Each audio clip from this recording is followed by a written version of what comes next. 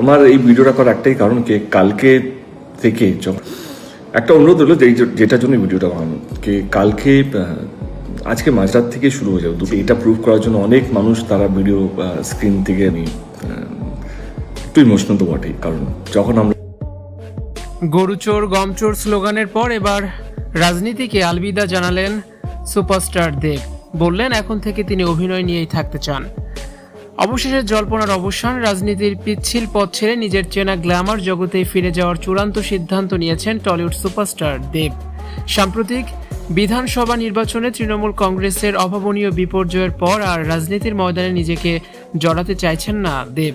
এবার থেকে তিনি শুধুমাত্র সিনেমা এবং অভিনয় নিয়ে ব্যস্ত থাকবেন। সামাজিক যোগাযোগ মাধ্যমে দেব নিজেই কথা জানিয়েছেন। 2026 নির্বাচনে তৃণমূলের ভরাডুবির পর থেকেই দলের অন্দরে ও বাইরে নানা টানাপোড়েন শুরু হয়েছে। জনরোষের মুখে পড়তে হয়েছে বহু তারকা নেতাকে। দেবের ক্ষেত্রেও বিষয়টি ব্যতিক্রম ছিল না। খবর অনুযায়ী বিভিন্ন জায়গায় প্রচার বা সাধারণের মাঝে গিয়ে চরম লাঞ্ছনার শিকার হতে হয়েছে দেবকে। দুর্নীতি ইস্যুতে বিরোধীদের তোলা গরুচোর বা গমচোরের মতো কটাক্ষ ধেয়ে এসেছে তার দিকে, যা এই অভিনেতাকে মানসিকভাবে ব্যথিত করেছে। দীর্ঘদিন ধরেই দেবের অনুরাগীরা সোশ্যাল মিডিয়ায় দাবি জানিয়ে আসছিলেন যে তার মতো একজন পরিচ্ছন্ন ভাবমূর্তির অভিনেতার রাজনীতি থেকে দূরে থাকাটাই শ্রেয়।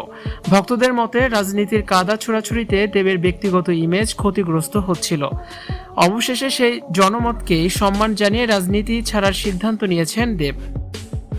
দেব সবসময় চেয়েছিলেন ইন্ডাস্ট্রিকে ভালো কিছু দিতে, কিন্তু রাজনীতির ময়দানে গত কয়েকদিনে যে ধরনের কুরুচিকর আক্রমণ তিনি সহ্য করেছেন তাতে তার মোহভঙ্গ হয়েছে।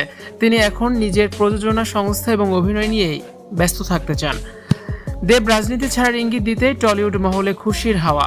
ইন্ডাস্ট্রির সহকর্মীরা মনে করছেন রাজনীতিতে সময় দিতে গিয়ে সিনেমার কাজে যে খামতি হচ্ছিল এখন তা পূরণ হবে। দেব ইতিমধ্যেই তার আগামী প্রজেক্ট রঘু ডাকাত এবং আরও কিছু বিগ বাজেট ছবির প্রস্তুতি শুরু করে দিয়েছেন।